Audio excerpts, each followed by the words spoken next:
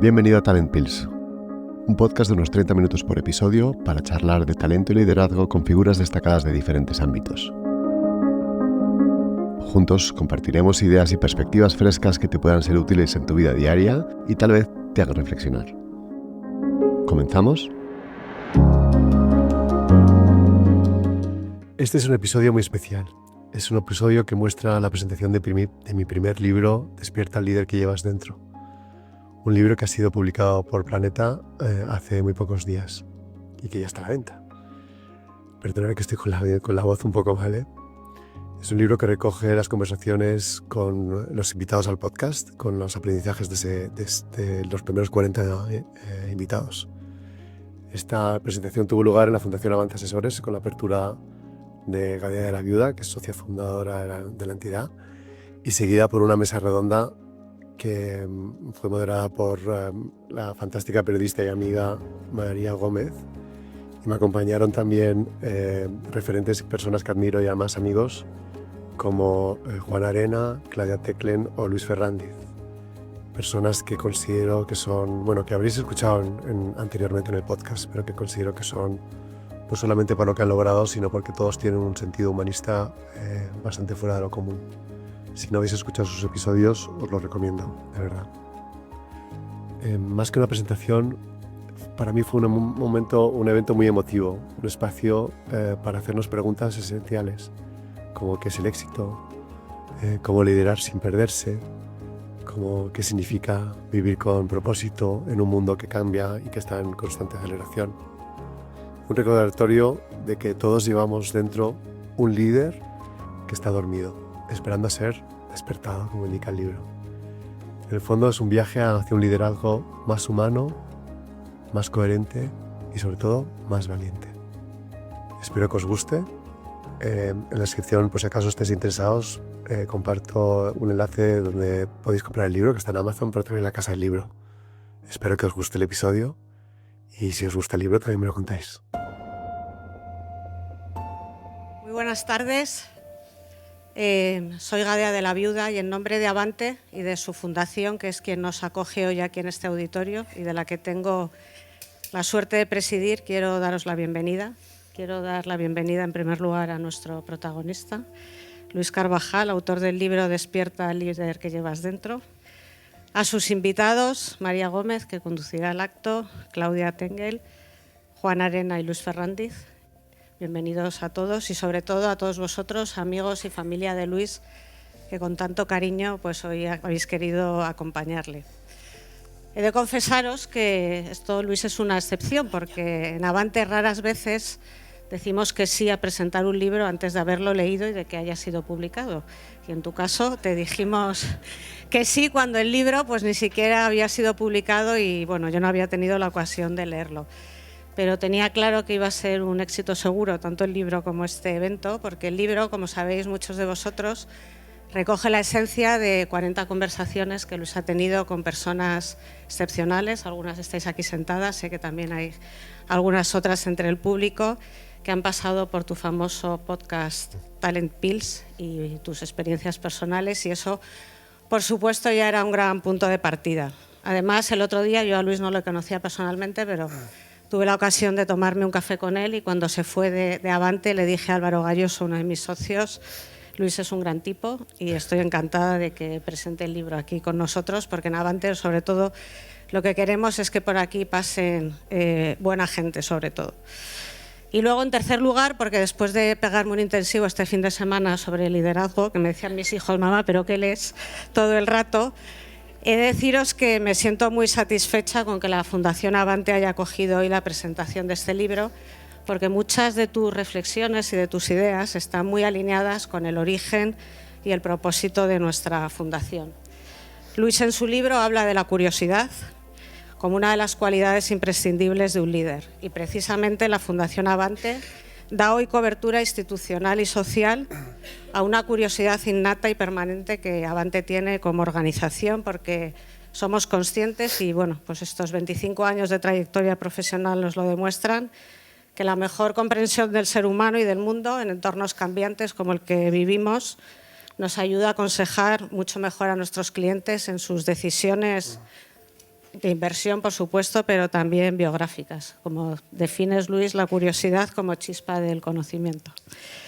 Y luego, en segundo lugar, y esto es un poco más especial, Luis habla en su libro de resignificar o redefinir el éxito. Él dice que para él el éxito es conseguir una vida plena, o en palabras de tu padre, que también recoges esta frase, una buena vida está inspirada por el amor y guiada por el conocimiento.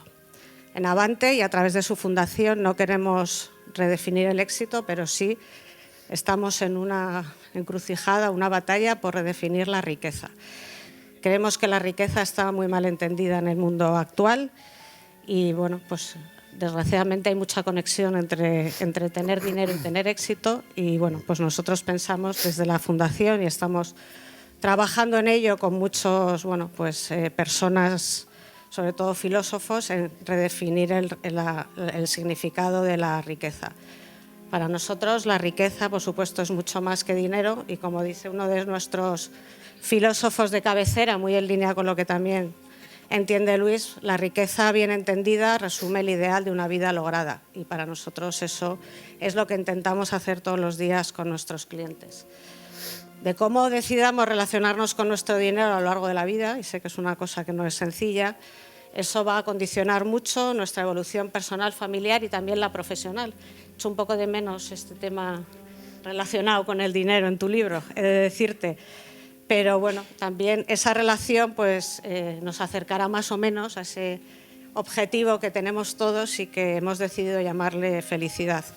Y yo creo que una gran iniciativa, y lo compartí ahora con una persona que está aquí en el público, que es madre conmigo en el colegio, que debemos hacer es hacer llegar tu libro a la gente joven y a muchos de nuestros hijos que están en edades tempranas de inicio de su carrera profesional.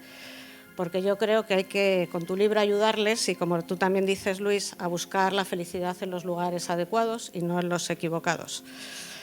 Muchas gracias, Luis, por tu contribución a que seamos mejores. Yo creo que te has convertido en tu propio personaje de tu podcast. Te tienes que hacer tu propia entrevista.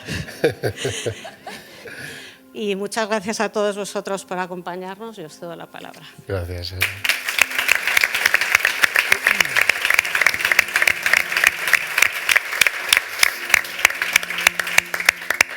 Pues muchísimas gracias, Gadia. Es un súper placer estar aquí. Además, el sitio es maravilloso.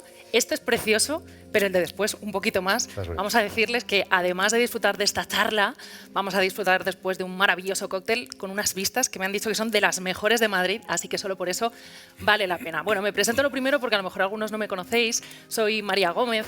Igual pues os sueno porque pues, hago eso de salir en la tele, salir en la radio. También he publicado una novela. Bueno, estas cosas. Pero una de las cosas que hago muchísimo y que además disfruto mucho es esto: presentar eventos. Y no siempre todos son tan guays, la verdad. Y hay una cosa que hace muy especial este evento, y es, además de esta gente, que ahora mismo os presentaremos, a Claudia, a Luis, a Juan y, por supuesto, a Luis, que ya le conocéis, sois vosotros. La verdad es que da gusto cuando el público que me va a escuchar, a pesar de que alguno se deje el móvil encendido, que no pasa nada, sobre todo que el público haga lo que hacéis, que es sonreír. Y sonreís porque la mayoría sois amigos, sois familia, sois compañeros de trabajo, sois colegas y es una gozada estar pues, rodeado de familia, ¿no? Sois gente de Luis y al final los amigos de mis amigos, pues oye. Entonces es una gozada teneros y también es maravilloso acompañarte en un día como hoy, Luis, porque, bueno, sé que algunos de los que estáis aquí os habéis atrevido a eso de publicar. Si alguna vez os habéis enfrentado a ese abismo de lo que es empezar a escribir, ya sea ficción, un ensayo, un artículo, lo que sea, sabréis lo terrorífico que es. No solo pones a escribir, está lo de la página en blanco, el síndrome del impostor que nos acompaña de inicio a fin, pero sobre todo está lo de publicar. Porque claro, cuando tú lo haces en casa está genial, si escribir no, es maravilloso, pero atreverse a dar este salto, atreverse a tener a tu bebé aquí y que luego esté allí, que significa con vosotros, pues es un acto de valentía increíble. Y yo por eso estoy muy orgullosa de Luis, sobre todo por la valentía y por la generosidad, porque él, más allá de escribir de lo que sabe, hacerlo con esa elegancia que le caracteriza, con su sabiduría, con sus referencias, con su mundo interior, lo ha hecho con generosidad porque lo ha hecho con algunos de vosotros.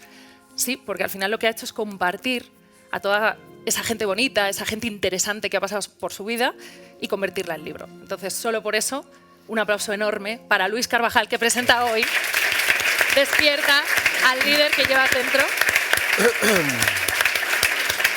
Enhorabuena. Qué feo, qué mal. Bien. Y os digo una cosa, él espera, que por esto de que ya somos colegas, que no tenga su ratito de gloria, porque ha subido aquí al resto de amigos, pero ahora te toca ser prota. Luis, yo lo siento muchísimo. Qué suerte la mía. Haber elegido muerte, ¿sabes? Esto es así. Fíjate, estaba pensando, al inicio de tu libro tú dices que este libro es una invitación al autoconocimiento y dices una cosa que me encanta. Dices, va a ayudar a cuestionar las métricas convencionales del éxito y a redefinir lo que significa liderar en un mundo que nos desafía a ser más, pero que rara vez nos pregunta quiénes queremos ser. Luis, ¿quién querías ser tú? Porque ya sabemos quién eres, pero ¿quién querías ser tú cuando soñabas con ser director de cine? Que ya lo sé, que te gusta a ti eso. Bueno, primero daros las gracias a vosotros, a Avante y a Gadea por las palabras tan bonitas. Me las vas a dar luego para que guardármelas. Por supuesto a Gonzender también, que me está ayudando aquí. Tengo un montón de socios y amigos que están conmigo. A estos grupos de amigos que están conmigo y vosotros, porque en el fondo da un poco más de vergüenza hablar delante de tus amigos que sí, gente que desconozco, pero en el fondo también me siento más querido y apoyado. Pues claro, yo cuando hablo de liderazgo y de pensar en el éxito hablo mucho de coherencia, y eso muchas veces nos piden, el mundo te lleva... lo que decía la rueda de hámster, ¿no? De Kiyosaki, estás en una rueda de hámster, estás todo el rato resolviendo problemas, intentando arreglar lo que viene, el siguiente paso, pero en el fondo no nos paramos a pensar quiénes queremos ser. Yo todavía no lo sé, estoy en ello, pero es verdad que... Es muy joven, Luis, claro, te queda toda la vida. Yo de mayor quería ser director de cine y ya lo sé. Pero sí que es verdad que el quién quieres ser es muy importante, y el tenerlo en la cabeza y el buscar esa coherencia, el buscar ese propósito vital es fundamental para luego poder tener éxito. Si no, es difícil. Estaba pensando en una cosa que decía Gadea, que es verdad, que es un libro que estaría muy bien que llegase a las generaciones más jóvenes, porque yo creo que hablas con mucha sensatez, con mucha emoción, que a mí me gusta, pero es verdad que hay que deciros, esto no es mágico. O sea, aquí no hay una fórmula que de pronto nos vayamos a convertir en líderes. Eso no lo van a encontrar. ¿Qué sí vamos a encontrar en tu libro, Luis? Bueno, es un libro que, como decías bien, cuenta las experiencias de 40 amigos, muchos están aquí, que para mí son referentes, los que tengo a mi lado, que son gente que cuando yo les entrevistaba veía algo diferente en ellos. No solamente brillaban por los logros y por las cosas que han conseguido, sino por la parte humana que tenían, esa parte de coherencia y de valentía que hablaba, ¿no? Y yo creo que quedármelo para mí era una pena. Esto sale un poco de las entrevistas del podcast, porque al final pues me daba pena entrevistas que yo hacía. En mi vida hago entrevistas a gente que es muy interesante, que tiene una vida de éxito, y decía, qué interesante lo que está contando esta persona, y qué rabia que me lo quedé yo para mí. Claro. Entonces yo creo que era muy importante poder contarlo. Empecé con el podcast y a partir de ahí con el libro. Pero con la idea de ayudar a que la gente se haga preguntas. No busco que la gente tenga recetas aquí, sino son las reflexiones que ellos me han contado, las reflexiones que que yo he ido también descubriendo de mi propia vida, y las cosas que están, pues que no son respuestas concretas, pero sí te va a ayudar a hacerte las preguntas adecuadas para poder buscar esa coherencia. Claro, me gusta porque en realidad yo creo que todos los libros, antes hablaba de eso, de Atreverse a escribir, son un poco también catarsis personal. Aquí hay mucho de tus reflexiones, tus sensaciones, también citas a gente que yo creo que te ha marcado, sí. Pero hablábamos de estas 40 personas, ahora vamos a hablar con 3 que son fascinantes. Os digo, no vais a querer que llegue el cóctel porque vais a querer quedaros a escucharles toda la tarde, pero háblame de los que no están aquí. Vamos a hacer un repaso también de algunos otros protagonistas que te pasó eso, ¿no? Decir, ¿cómo me voy a quedar esto solo para mí? Esto lo tiene que saber todo el mundo. Sí. Hombre, yo en mi día a día trabajo sobre todo con directivos, con primeros niveles directivos, y esos, pues hay muchos aquí. Hay gente pues, que son pues como Juan, ¿no? O como Luis, que son grandes directivos de compañías muy reconocidas y que han tenido un éxito increíble. Pero claro, si ya quería tener entrevistas a propósito, buscaría referentes en otros ámbitos. Buscaba referentes pues, en el entorno social, o en el entorno pues del arte, o en el entorno médico, incluso en el entorno espiritual. Claudia es una mezcla de todo, es líder empresarial, espiritual, emocional. Para mí Claudia es una y no en ese orden, ángel, ¿verdad? No en ese orden, pero es un ángel de inspiración, con lo cual pues son diferentes matices que voy sacando de las personas, y que gracias a este podcast he podido he podido acceder y tener esa suerte de conversaciones con gente tan interesante. Bueno, pues vamos a sentirnos podcasters por un día, ¿no? Si te parece. Sí. Y vamos a presentar a los 3 que sí nos acompañan hoy aquí, que además decías tú que no es casualidad, ¿no? Estos momentos vitales, también sus perfiles, no solo de esas 40 personas, sino de ellos 3 en concreto. Vais a ver que, aunque son muy diferentes, yo he ido encontrando muchísimos puntos en común y yo te voy a dar el lujo de que les presentes tú, que son Claro, tus amigos. pues sí, encantado. Empiezo por Claudia. Sí. Que Claudia es amiga, es fantástica y es una mujer. Si no habéis escuchado este episodio de Claudia, de verdad que le merece la pena que lo escuchéis porque es una mujer que es pura fuerza, es pura inspiración. Nació con una espasticidad, pero eso no le ha impedido ser la mujer más fuerte que conozco, psicóloga, máster en el del IES, tiene su propia fundación que se llama, con su nombre, que se llama Claudia Teclen, que ayuda en temas de inclusión laboral, de ayudar a entender cómo la discapacidad y tener gente que sea un poco distinta no es un favor que hacemos a estas personas, sino todo lo contrario, es un favor que tenemos nosotros de tener gente con esa capacidad de fortaleza y esa creatividad. Con lo cual, Claudia, para mí, siempre que tengo un día malo, hablo con Claudia, porque me ayuda muchísimo. Porque es mutuo. Pues un aplauso fuerte para Claudia Teclen, que nos acompaña hoy. Y soy amiga de Luis, eso es importante, mi presentación. Soy amiga de Luis. Es premio Princesa Girona, es que podría hablar mucho más. Acabamos antes y decimos lo que no es Claudia, ¿eh? Exacto, ¿Verdad? Que exacto. sí que tiene un currículum increíble. Bueno, son Vamos todos por aquí. amigos también. Sí. Luis es amigo desde que nos conocemos desde hace muchos años, porque empezamos a trabajar juntos en Bain, hace ya tiempo, 2-3 años, ¿no? Y luego estuvimos en... Te has pasado. No hemos venido uno a y medio. sacar esos trapitos sucios, Luis. Exacto, Hoy es un día muy bonito. Luego, pues él es emprendedor de éxito, vendió su compañía a una consultoría, se aburrió mucho consultor porque fue socio de McKinsey llevando toda la área digital y ahora está de presidente de Yacala, que es una compañía que se dedica al mundo del marketing digital y también es profesor del IES. Epa, Y ya está, ¿o no? ¿Me dijo algo? está estupendo. Pues aplauso Voy a mirar fuerte a mí. para Luis Ferrandiz. Muchas gracias. ¿Qué ibas a decir? Y Juan, ¿qué decir de Juan? Juan es uno de estos referentes que existen en España, que tenemos la suerte de que haya existido, ¿no? Ha sido presidente y CEO de Bankinter en un momento dado que consiguió que Bankinter pusiera al banco a la banca a nivel mundial, porque fue considerado el banco más innovador del mundo en ese momento. Es de las personas con más curiosidad que conozco porque no sé si lo voy a decirlo bien, eres ingeniero, psiquiatra, has estudiado psicología, ¿no? Psicología, antropología y AD, ¿no? Sí, es lo que tú digas. Luego ha sido profesor en Harvard, que eso nos lo podrá contar, y aparte está siempre muy ligado a Harvard. Es un amigo, desde luego, y un referente en España, una suerte. Pues Juan Arena. Maravilloso. Un lujo. Pues si os parece, yo, como decía, he venido solo a escuchar, a domar un poco a las fieras, porque ya veréis que son maravillosas, les encanta hablar y es una gozada aprender y escuchar. Hablaba de intentar encontrar puntos en común, caminos en común en este liderazgo que todos tenéis de alguna forma, pero que es diferente y semejante a la vez.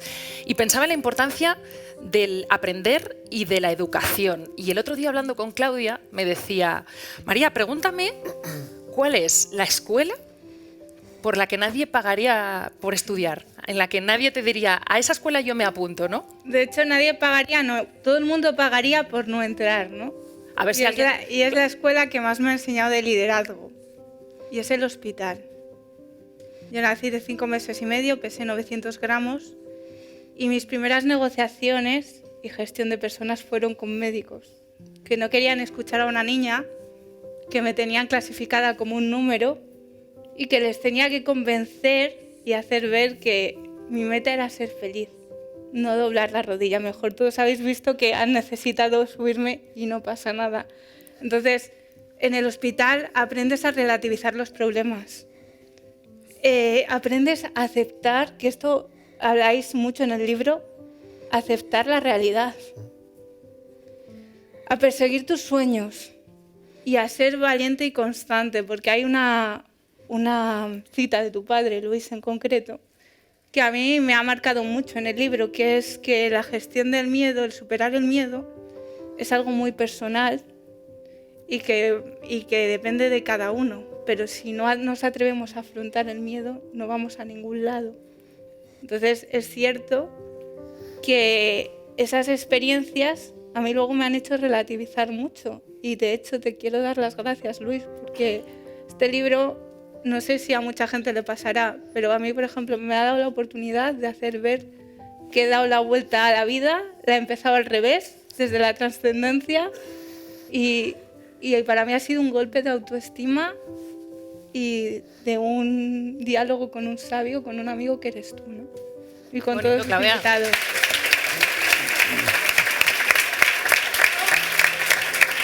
Como veis, es buena amiga, ¿eh? Como veis. Si puedes decir algo, habla, si no... No, aquí me callo. ¿verdad? No. Coge aire y buena un amiga. ratito. Sí. Como veis, vamos a explorar muy de cerca algo que no sé qué pensáis vosotros, pero me parece fundamental, y es el lado humano del liderazgo. Y fijaos que con la pedazo de presentación que hacías de Juan Arena, Sí. hablando incluso de ser profesor de Harvard, a mí lo que me ha encantado, Juan, de conocerte, es que tú en realidad lo que destacas de esa experiencia es el querer a tus alumnos. ¿Cómo fue todo aquello, Juan? Pues fue que cuando a mí me llaman, yo me aterrorizo, porque ya comprenderéis, yo había estado estudiando en Harvard y después iba todos los años, una semana, a seguir cursos.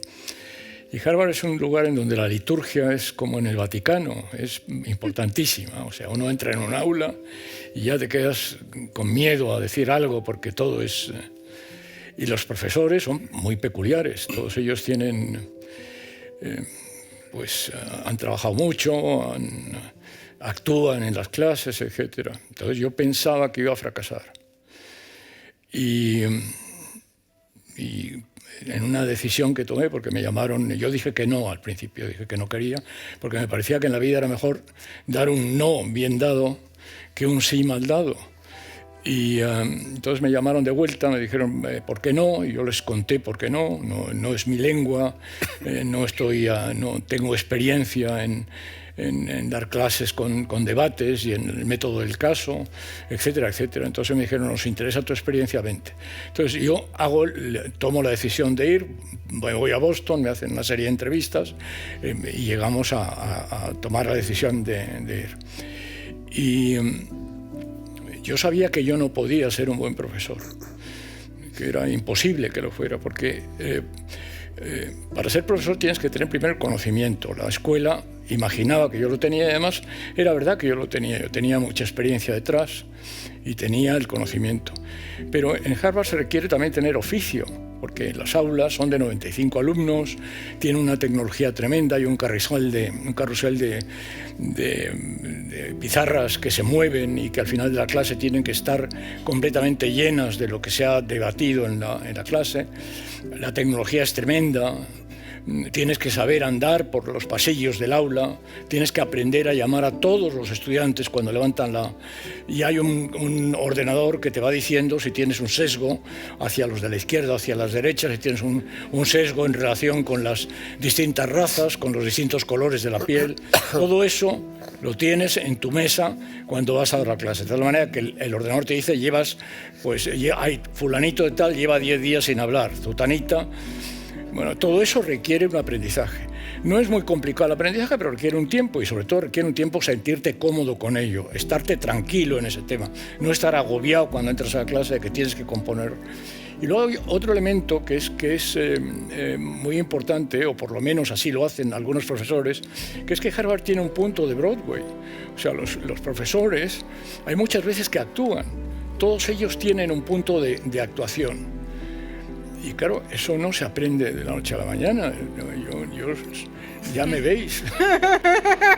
Soy lo que soy, o sea, tengo pocas capacidades para dedicarme a actuar. Y entonces decidí que como yo no podía ser un buen profesor, la única opción que yo tenía era querer a mis alumnos.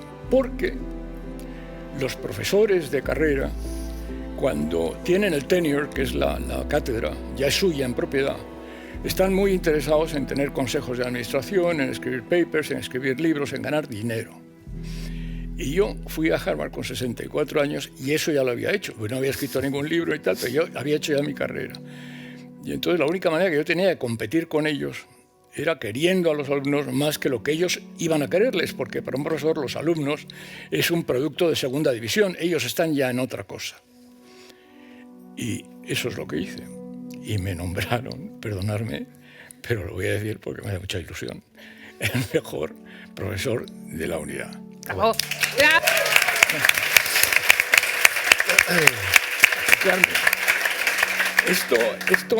Esto es una enseñanza para todos los que pensamos que no valemos. Porque es verdad que es posible que no valgamos, que tengamos razón, pero siempre hay una dimensión en el yo que te permite marcar una diferencia. Yo esto se lo digo a la gente, a los chicos jóvenes, cuando salen de la escuela y tal, ¿sabes? Que eso es lo importante. Ya está, ya os lo he contado. Pues entre Juan en Broadway, tú con el cine, al final de aquí montamos un musical, algo, ya os lo digo. Oye, Luis, estaba pensando... Esto ha empezado muy fuerte. Muy fuerte, sí, sí. Yo no sé si voy a estar a la altura. Estás a la altura, por supuesto, porque además... Voy a intentar, ¿vale? Hombre. Que no esperéis ahora, porque el clímax está subiendo. Mira, si tú ves que no, le digo a No, yo me levanto Carmen muy Mone que se suavemente. desmaye y ya está. Y hacemos como que tal y que se distraiga el Bomba de humo. Exacto. No, pero es verdad que ahí, a pesar de hablar tanto de lo humano, no podemos dejar de hablar de lo tecnológico. Y ahí estás tú. Y ahí estás tú, por encima de todos. Menos mal. Sí, vamos a tu turrón. Porque estaba pensando que claro, en un entorno tan digital como el que vivimos hoy, ¿no? Pienso en mi terreno. O sea, hoy en día ChatGPT ya nos hace todo. Es que ya no hacemos falta. O sí, porque... No me digas eso. Claro, a eso voy. ¿Qué importancia y qué valor tienen las capacidades humanas? Pienso, por ejemplo, en el pensamiento crítico, en todo lo que es mucho más, fíjate, lo que hablaba ahora Juan, ¿no? De la piel, del corazón. ¿Qué importancia van a tener a partir de ahora? Pues yo creo que toda. Qué buena pregunta. A ver, yo llevo en esto de tecnología digital desde el año 99, muy pronto. Y he visto una evolución en la que en todo momento ha habido algo que venía que lo iba a superar. Empezamos con Internet, que fue yo creo que el boom en el año... Realmente todo el mundo que habla de los años 2000, pero la realidad es que empieza un poco antes, ¿no? En el 95. Luego viene la época de los buscadores, las redes sociales, entonces todo se populariza, el e-commerce. Luego viene la época del móvil. Tenemos la memoria frágil, pero ¿cuántos años hemos venido diciendo este es el año del móvil? Ahora es el móvil cuando va a explotar. Tiene que venir Steve Jobs y inventarse el smartphone y ponernos en las manos lo que ahora se ha convertido en una especie de Tamagotchi con el que vamos a todos lados y no podemos vivir sin él. Y después de esto, cuando ya pensábamos que no podía venir nada más, pues viene la inteligencia artificial. Bueno, realmente viene la época de los datos y derivado de eso, la inteligencia artificial generativa. Y es una muy buena pregunta que estás haciendo, porque claro, empiezas a ver un montón de miedo en gente que dice, oye, mi puesto era abogados. Bueno, si es que ahora mismo te hacen un pliego y te lo mandan al... Pero...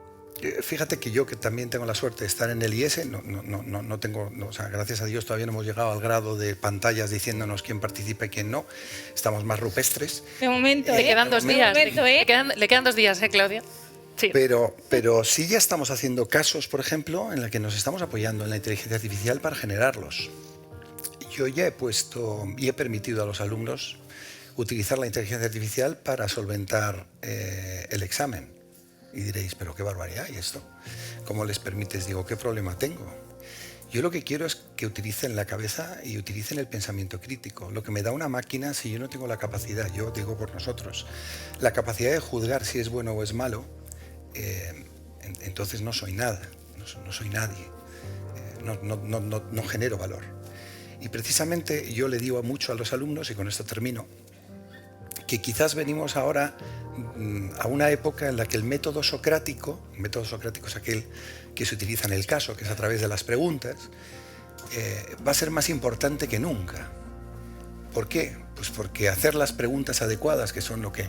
Ahora las preguntas las pasamos a llamar queries, ahora se llaman prompts, ¿sabéis? ¿No os habéis dado cuenta? Dentro de nada las llamaremos de otra manera. Ahora, para hacer las prompts tienes que saber preguntar muy bien y de forma muy estructurada. Y te tienen que devolver algo que tú tienes que tener la capacidad de juzgar y volver a preguntar.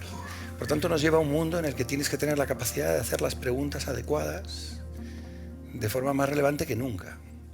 Y esto es muy interesante, ¿no? Y los periodistas vamos a tener trabajo, así que ¡Epa! maravilloso, perfecto, porque nos dedicamos a las preguntas. O sea que Estupendo. No, pero es muy interesante porque hablando de esos valores que las máquinas, fíjate que no voy a decir que no nos van a poder arrebatar, sino que no nos pueden copiar, pienso sobre todo en la felicidad.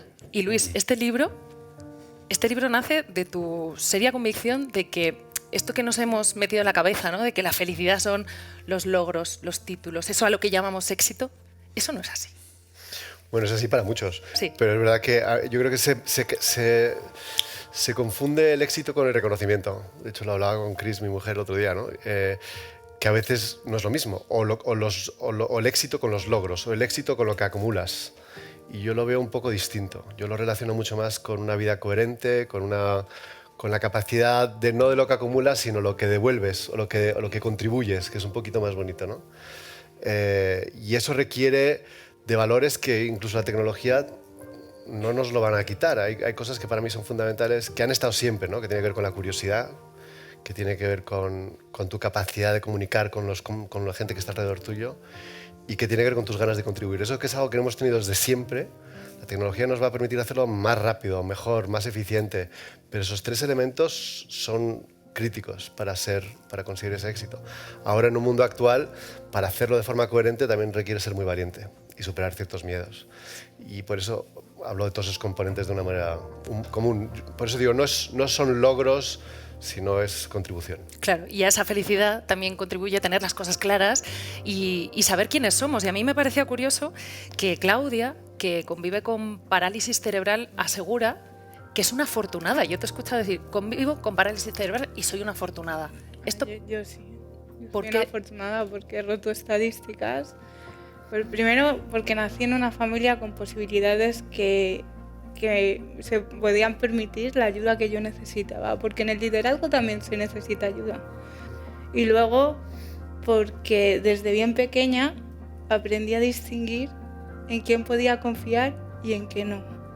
Aprendí que tenía que entender cosas que a mi edad a los demás no se les exigía, porque la mediocridad en mi caso era y no quiero decir que sea más o menos que nadie, pero la mediocridad en mi caso era un gran pecado.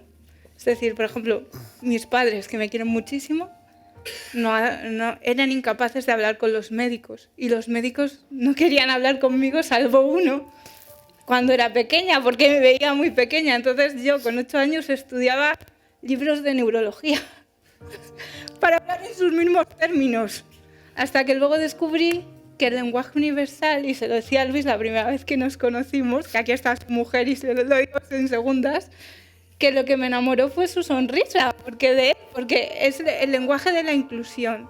En realidad en psicología está visto que en el primer medio minuto ya sabes si alguien va a ser tu amigo o tu enemigo.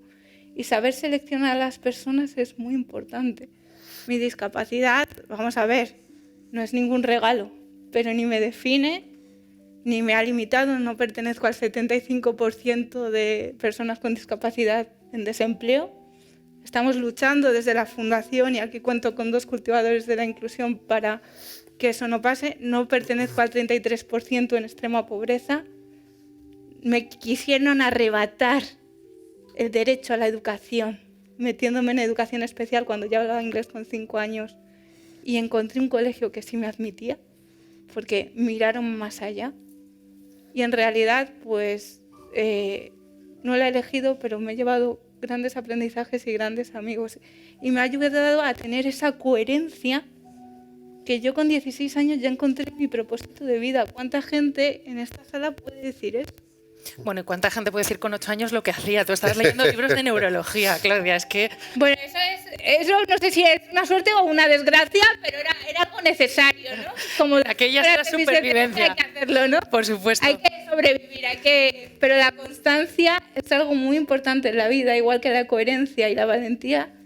Y la discapacidad es una entrenadora de esas cualidades, no en mí, que yo he tenido voz, pero no soy la más lista del grupo, sino mucha gente que no tiene esta suerte de estar tan bien rodeada. Una suerte el patrimonio de Luis, que ahora también es nuestro. Pero fíjate que hemos dicho que no íbamos a hacer como la receta mágica, pero ya tenemos unos cuantos ingredientes. Ingredientes, sí. Perseverancia, constancia, felicidad. Y sin duda, si miro a Juan, pienso en curiosidad. Porque claro, antes lo decía, no has dejado de saltar de un lado a otro, de formarte de un lado a otro. Pero pienso, Juan, la curiosidad, esto de nace o se hace, la curiosidad se puede entrenar. ¿Se puede regar como si fuese una planta? La curiosidad, primero hay que despertarla. ¿Sabes? La especie es curiosa. El Homo sapiens empezó a moverse de África y a saltar a otros sitios pues hace 150.000 años. Y todavía queremos ir a Marte. O sea, forma parte de la especie el querer conocer lo nuevo. Todo el mundo tiene un gen. Yo no soy un especialista en el genoma humano, pero sí formo parte de una especie que me ha enseñado que busca algo nuevo. Y yo creo que todo el mundo lo tiene. Lo que pasa es que se tiene dormido, hay que despertarla. Eso significa hacer un esfuerzo. O sea, mucho de lo que somos en la vida es porque queremos hacer el esfuerzo, porque queremos superar lo que tenemos dentro, el ejemplo de Claudia es nítido, ¿no? Y en términos de curiosidad es lo mismo. O sea, yo no nazco curioso, yo soy como los demás. Pero hay un determinado momento en la vida en que de alguna manera tengo la suerte de empezar a ver otros mundos, otras áreas del saber que a mí me interesan y me interesan mucho. Al principio, las áreas del saber tenían que ver con lo profesional, la ingeniería, el business, el hacer el máster en Business Administration, pero después la psicología. Yo estaba en terapia porque era muy neurótico y estaba en terapia, y entonces a mí la psicología me apasiona. Y estudio psicología. Y entonces un profesor de antropología, el profesor de la asignatura de antropología cultural, que se llama Carmelo Lisón Tolosana, que ha muerto hace no mucho tiempo y que era un excelente antropólogo, me pide que le ayude dando clases de antropología en la escuela. Y entonces yo estudio antropología cultural, que ha sido algo que se me ha quedado siempre como algo pendiente. O sea, estudié mucho. Me dediqué 3 años de mi vida, cientos de horas, a estudiar de las 1800 sociedades que se habían estudiado en el mundo en aquel entonces. Cosas asombrosas, tribus que no conocían la palabra amor, cosas asombrosas de las familias de distinto tipo. Y entonces he sido feliz aprendiendo. Y de ahí salto a otros sitios, salto a la cosmología y me dedico a otras cosas. O sea, yo no he perdido el ansia de conocer, de saber más. Y estoy muy contento de eso. ¿A qué se debe? Pues no sé. Ni creo que tenga ningún mérito.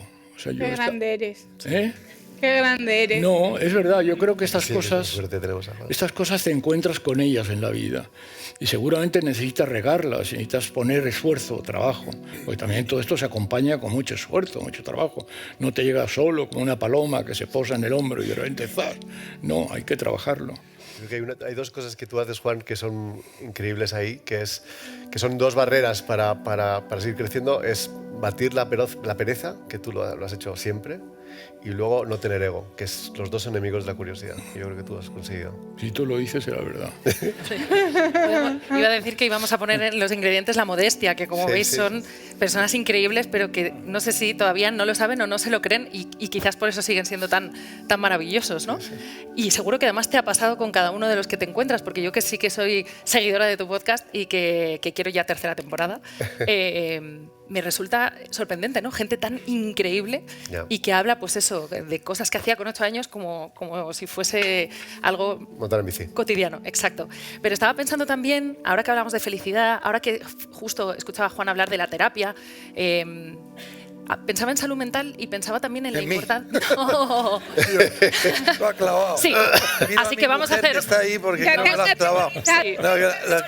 Vamos a hacer un break y le vamos a hacer a Luis. ¿Cuánto hace que no vas al psicólogo? No. Pero pensaba antes cuando hablabas de esas herramientas increíbles, ¿no?, que tenemos ahora al alcance, pensaba si todos somos capaces de pilotarlas, porque claro, ahora tenemos un gran poder y como ya dijo el sabio Spiderman, eso conlleva una gran responsabilidad. Entonces, ¿cómo de importante es, en términos de liderazgo, cuando estáis en estos lugares increíbles, no pienso, pues eso, aquí, tal, estos lugares, crear entornos seguros y que la gente sea consciente de cómo está, de saber parar, de saber pedir ayuda? Todos habéis también sido responsables, habéis tenido gente, equipos. ¿Cómo vivís este tema y cómo de importante es eso? Bueno, vamos a ver. De nuevo, buena pregunta. ChatGPT conmigo no, ¿eh? Lo estáis viendo, ¿eh? Bueno, vamos a ver. Yo creo que es que entramos de verdad que entramos ahora mismo en una etapa que va a ser increíble. Literalmente increíble. Entonces, la primera reacción que solemos tener todos es esto me saca de mi zona de confort y por lo tanto mi reacción es defensiva. Esto nos va a quitar el trabajo, todo lo que ves son amenazas. Yo, sin embargo, tengo la enorme suerte de que todo lo que veo son oportunidades. Con 8 años le pegaba un balón, o sea, no salía de ahí. Pero sí que es verdad que nunca me ha dado, quizás he tenido la enorme suerte no me ha dado miedo encontrarme en una zona fuera de confort, al contrario, me he sentido muy cómodo. Y entonces, vienen tiempos, yo esto lo intento expresar de la siguiente manera, a ver si, que no se me ofenda a nadie, pero en los últimos 40, 50 años, lo que se ha enseñado en las escuelas de negocio principales ha sido a gestionar el riesgo. Yo te doy una compañía, los crecimientos no eran desorbitados, salvo que entraras en una nueva geografía, etc. Lo que tienes que hacer es crecer la compañía y, sobre todo, evita problemas, ¿vale? Es verdad que hace 40 años, 50 años, en este país surgió una generación que ha montado un tejido empresarial, que nos ha dejado un tejido empresarial espectacular y que en los últimos 20 años, pues lo que nos hemos acostumbrado los ejecutivos es a gestionar el riesgo. Cuando tú gestionas el riesgo, te olvidas de emprender. Te olvidas de meterte en nuevas zonas de control, porque lo que quieres es evitar esas zonas. Y yo creo que eso es un poco lo que nos ha pasado. Entonces, ahora entramos, y esto lo hilo con lo que te has preguntado, ahora entramos en una nueva zona. Y mira, no hay alternativa. O nos montamos en esto y empezamos a tener esa curiosidad y aprendemos estas nuevas herramientas, o te vas a quedar muy atrás, profesional y personalmente. Eso no es malo. De nuevo, otra vez, ¿no? Probablemente hay muchos que estéis pensando, no fastidies, tío, con la edad que tengo yo ya, hombre, como para ponerme aquí a... Es verdad, yo lo entiendo, a mí me pasa. Yo vengo desde el año 99, de nuevo vuelvo a enganchar con la aprendiendo. A mí nadie me enseñó de móvil, a mí no vivo nadie que me enseñara de digital. De facto, nadie me enseñó a programar, me metí yo. Yo recuerdo en el año 2000, miro a mi mujer porque me aguantó lo que no te puedes hacer en los escritos. Estábamos de vacaciones y yo me pasaba las noches mientras todo el mundo salía aprendiendo el algoritmo de Google. ¿Cómo funciona esto? Te hablo del año 2007. ¿Quién se pone en el 2007 a aprender el algoritmo de Google? Pues un tío con mucha inquietud. Es decir, a mí esto no me lo va a explicar un chaval de 22 años, con todo mi respeto, decía yo. Es que yo lo necesito entender. Y ese necesito entender es el que yo creo que todos tenemos que empezar a oír. Es que necesitas entender lo que está sucediendo. Pero no porque sea una amenaza, sino porque es una enorme oportunidad. Una enorme oportunidad. La inteligencia artificial ahora mismo se está utilizando por parte de los creativos. Por parte de los creativos. Digo, vamos a ver, si los creativos lo que están viendo es una amenaza, que esta inteligencia artificial está generando creatividades y por lo tanto anuncios de forma absolutamente dinámica, mucho más rápido, con un coste mucho inferior, mucho más bajo. ¿Cómo es posible que un creativo... Qué bueno que el creativo, donde antes, ahora puede partir de un esqueleto y sobre ese esqueleto construir algo muchísimo más potente.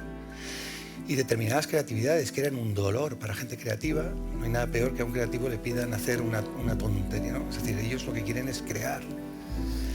Qué bueno que tú puedas tener una herramienta que te dinamice eso. Qué grandísimas oportunidades se nos están poniendo por delante. A mí me gustaría abandonar con esto, es decir, oye, curiosidad, sí, pero esto, lo que nos viene por delante son enormes oportunidades. Lo que hay que tener es actitud de emprender. Y quizás, Luis, también a pesar de ver la velocidad de la rueda de hámster, atrevernos a marcar nuestra propia velocidad, ¿no? Esa es la más difícil. Porque aparte esa es la que te lleva al agotamiento, ¿no? Esa es mi pelea constante, porque yo, con los que me conocéis, no paro y hago 1000 cosas en paralelo y no tengo tiempo y quiero hacer más cosas. Mi mujer lo sufre todos los días. Pero eso te acaba agotando. Y ahí es donde empezamos a hablar, si queréis, de la valentía, porque ahí el ser valiente y el decidir que no a cosas es lo que más me cuesta. Perderse aventuras, ¿no?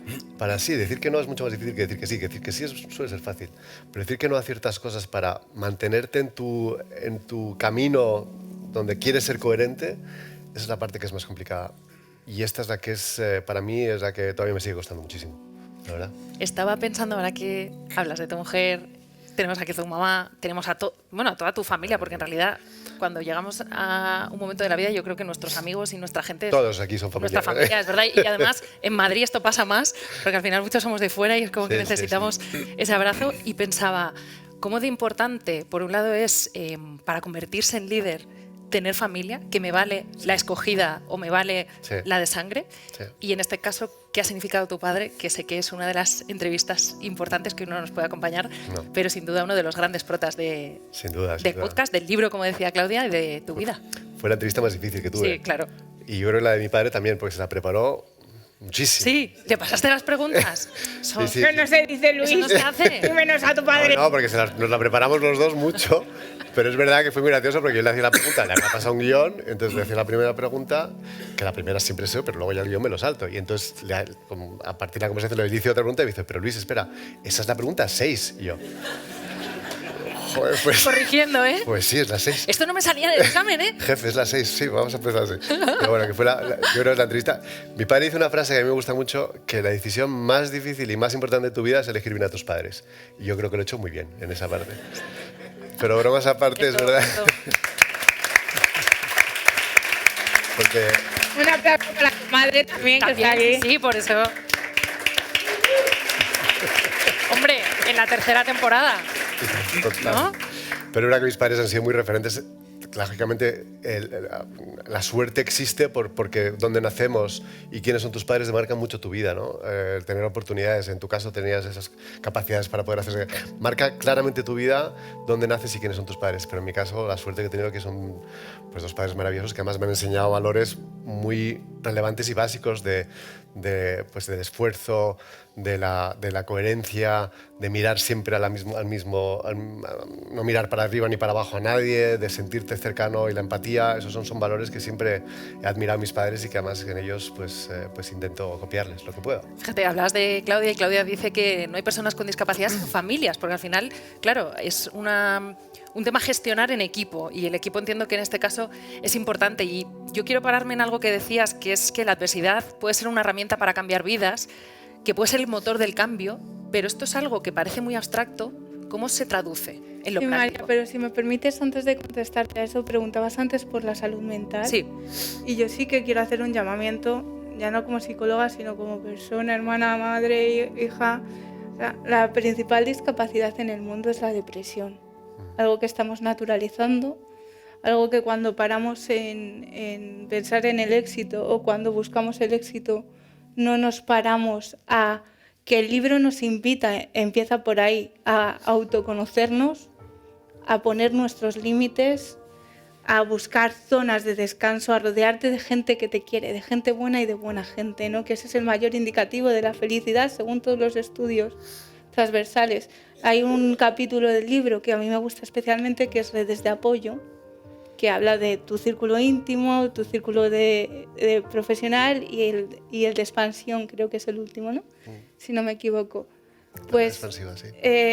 Cuando tienes la suerte de que tu red expansiva se termina convirtiendo en tu círculo íntimo, es un protector de salud mental brutal, ¿no? Entonces, volviendo a tu pregunta, sí, la discapacidad afecta a toda... Hay un amigo aquí que habló de la felicidad, que lo hizo de una manera muy bonita, que hablaba de 3 ejes, sí. Que me gustaba mucho, que era, para ser feliz hay que hacer 3 cosas. Uno es cuidar a los tuyos, empezar por cuidar a los amigos, a tu familia más cercana, a tus padres, a tus hermanos, a tus hijos, por supuesto. El segundo es amar al prójimo, que es muy difícil, pero esa es la parte de realmente dar y contribuir y ayudar y amar y dar las gracias. Y el tercero, que es igual de difícil, pero igual de importante, o más difícil pero igual de importante, que es evitar el mal. Es huir de las tentaciones, de las cosas que te llegan, que te desvían del camino. Es un poco de la valentía. Y con esos tres, perdón, que meter un No, buenos mandamientos. es que me parece muy relevante, ¿no? Cuando hablamos de salud mental, como que está muy de moda, es trending topic, pero no nos paramos a pensar. Y hay una cita de la Madre Teresa que dices que pones en el libro que quien no vive para servir no sirve su vida o algo así, ¿no?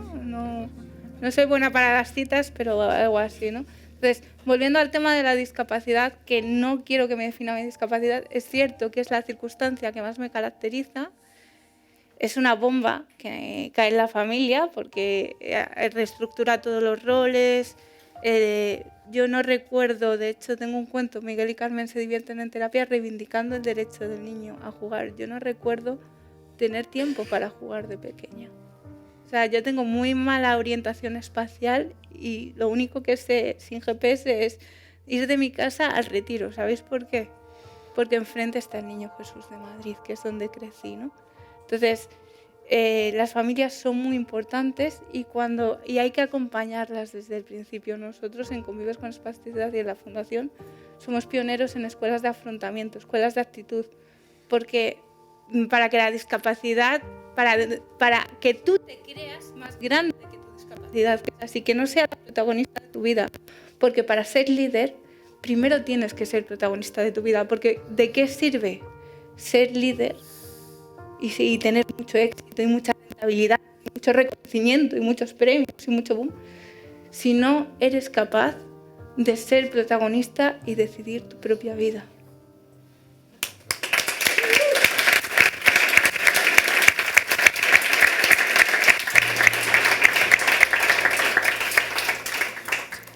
Es que solo te escucharía, Claudia, pero voy a seguir porque me cuesta hablar. Es que es muy emocionante escucharte, pero es muy emocionante también entender que al final se puede afrontar la adversidad, sea cual sea, ¿no? Y que al final el trabajo, en este caso también de un líder, es afrontarla. Juan, pienso en cuando tú, en aquella época en la que la banca era algo estanco, que era lo mismo, que se sabía lo que se iba a hacer y que de ahí no se podía salir, te atreviste a proponer cosas nuevas.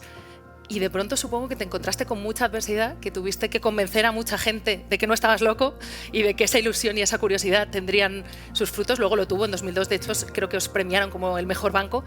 Pero ¿cómo fue convencer a esa gente y afrontar esa adversidad? Yo tuve la suerte de tener un presidente, Jaime Botín, que se enamoró de lo mismo que yo me enamoré. Nosotros había 120 entidades financieras, éramos nadie. Y era una evidencia que para poder prosperar había que ser distinto. Y un camino era la tecnología.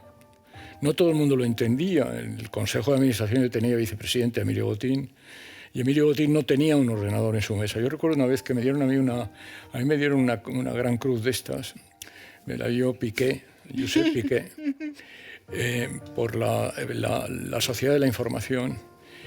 Y recuerdo que le pregunté si Aznar tenía un ordenador en su mesa y me dijo que no.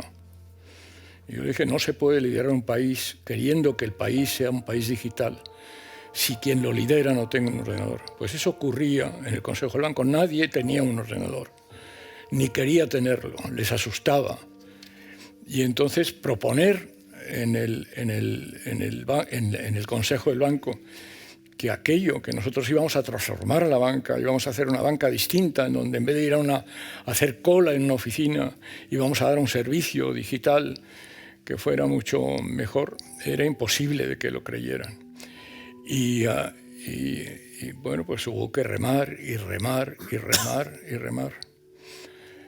Pero de repente un día empezó a entrar el dinero en el banco, concretamente un día que le estaba yo enseñando al presidente de la CNMV, el broker online, de repente empiezo a ver en la pantalla del salón del consejo que la acción de Bankinter se está disparando. Entonces yo me levanto y le digo al gobernador, le digo, esto debe estar mal. Cojo el teléfono y llamo a tesorería y me dicen, está entrando dineral en el banco. y el banco pasa a valer lo mismo que el Popular, que era 3 veces, o yo qué sé, imaginaros lo que queráis, más grande que nosotros. Y eso a mí me abre la puerta. Yo recuerdo en el siguiente Consejo de Administración, era ahí en el Palacio del Marqués de Mudela, en la Castellana, en una mesa muy grande, y Emilio tardó en llegar y de repente se abrió la puerta y empezó a gritar: enhorabuena, Juan, enhorabuena, Juan. Todo se había resuelto. Pero claro, hay que decir que el mercado, como está ocurriendo ahora con Trump, cuando le da leña, pues el mercado empezó a ponernos flores. Y ahí se acabó la discusión y entonces ya empezamos a despegar, ¿no? Bueno, Juan Arena, un auténtico pionero que ahora entendemos que no haya dejado de estudiar también humanidades, lo que se le ha puesto por bandera. Pero Luis, tú también es verdad que te has movido, que has sido muy inquieto, que no solamente, además de estar en diferentes empresas, que yo creo que eso es algo que os caracteriza a todos, que es como que no paráis de moveros, también compaginas tu labor con la docencia. Y pensaba, ¿cómo de importante es para conseguir ese liderazgo, como dice Luis, o despertarlo por lo menos, el reinventarse, el reciclarse, el mirarse al espejo y decir: oye, llevo demasiado siendo tengo que ser alguien nuevo? Fundamental. Yo creo que además Juan lo acaba de expresar muy bien, ¿no? Fíjate qué grandísimo ejemplo de cómo alguien con una actitud de emprendimiento, con una actitud de probar cosas nuevas, de identificar dónde está la oportunidad, se lanza y hacen que sea un gran banco. En este país tenemos grandísimas empresas. Y yo creo que parte de lo que viene, pues implica que tenemos que emigrar, que tenemos que aprender nuevo. Pero insisto que esto muchas veces lo tomamos de forma defensiva, pero es que es crítico para poder avanzar. Si tú miras en Estados Unidos, yo este dato alguna vez lo doy, ¿no? Y os lo doy para que entendamos un poco. O sea, fíjate si es importante esta actitud de lanzarte hacia adelante, hacia lo novedoso, que genera oportunidades. A nivel mundial aproximadamente hay unos 1000 unicornios. Un unicornio es una compañía privada con una valoración privada por encima de $1.000 millones. 1000, más o menos, ¿eh? Es decir, ahora mismo el número está en 1200. Casi nada. Casi nada. Bueno, pues fíjate, Claudia, de los 1000, por hacer el número redondo, más del 50% están en Estados Unidos. El dato del unicornio lo doy porque es un KPI, es un indicador muy bueno de innovación y de emprendimiento, de éxito en una geografía. Claro, tú miras a Estados Unidos, más del 50% de los unicornios están allí. Hasta hace poco el 30% estaba en China. Hasta hace poco.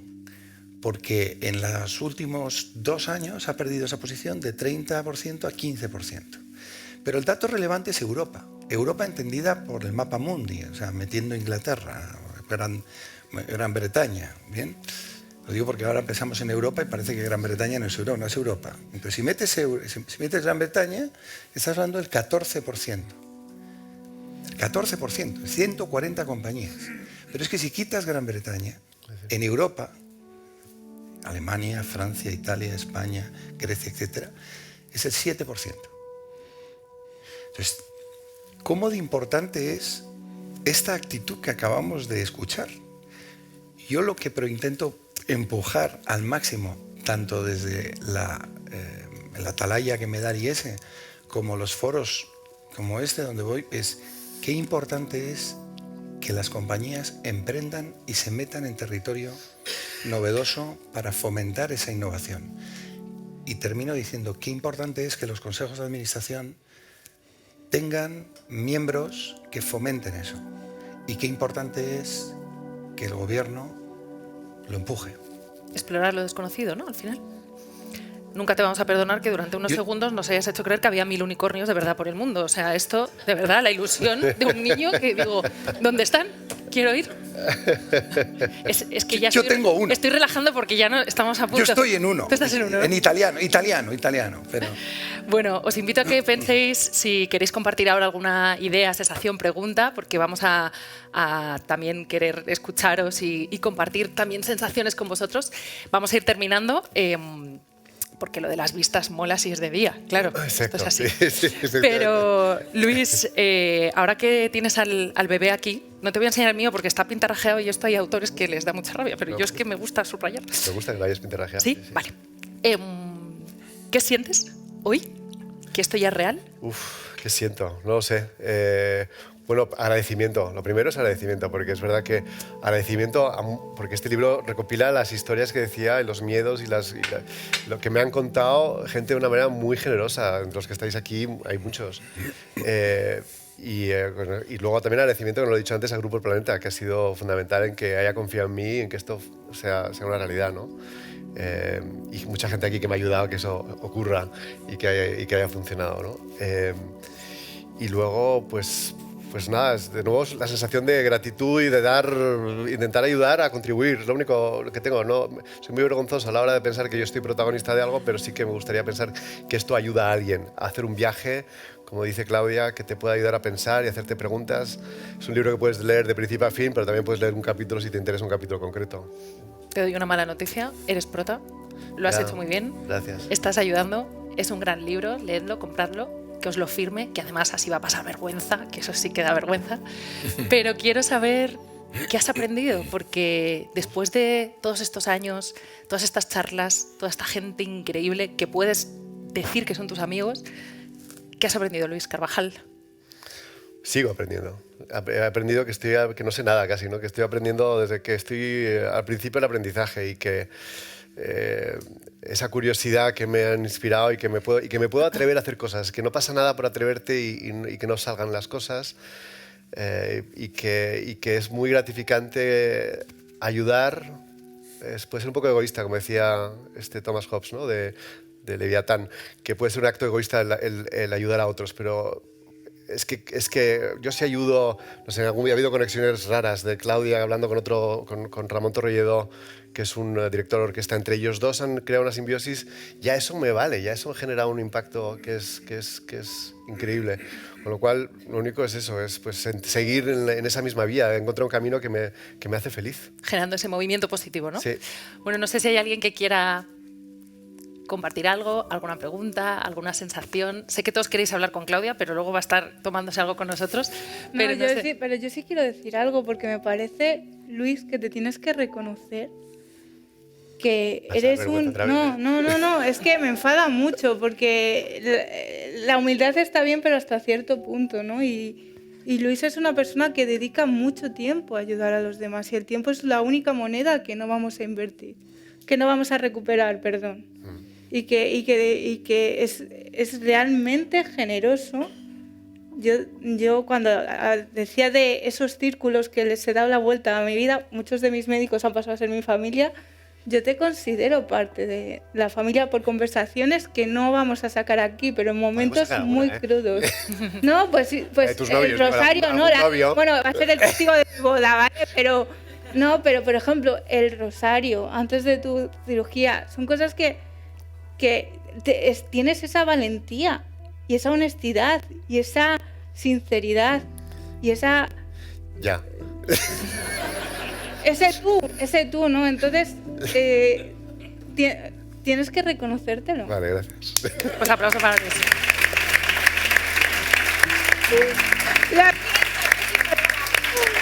Bueno, si alguien quiere que levante la mano, mientras tanto, les iba a pedir una última sensación o conclusión. La de Claudia la tenemos clara.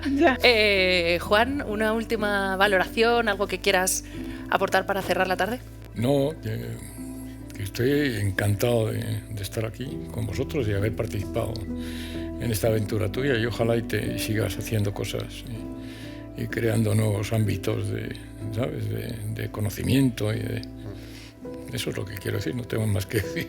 Gracias. Es maravilloso, claro. Bueno. Luis, te toca. Yo darle las gracias a Luis por haberme permitido estar aquí. A mí me parece que yo por lo menos personalmente me siento muy orgulloso de ser tu amigo. Pero fundamentalmente porque creo que aglutinas un montón de curiosidades alrededor, es increíble. Yo llego a casa un día y le digo, Mónica, no te lo vas a creer, pero Luis ha pintado un cuadro. El día siguiente, Mónica, no te lo vas a creer, Está rodando ha montado un podcast. Mónica, no te lo vas a creer. ¿Quién es él? Bueno, es que es Luis. Es una especie de superhéroe sin capa que es capaz de hacer un montón de cosas y virtuosidades, y además todas francamente bien. Con lo cual, pues el que hayas pensado que yo podía contribuir en todo esto, vamos, me parece una auténtica pasada. Gracias. Qué maravilla. No, que lo has hecho muy bien. Ay, muchas gracias, Juan. Gracias. Que me lo digas tú. Me voy feliz.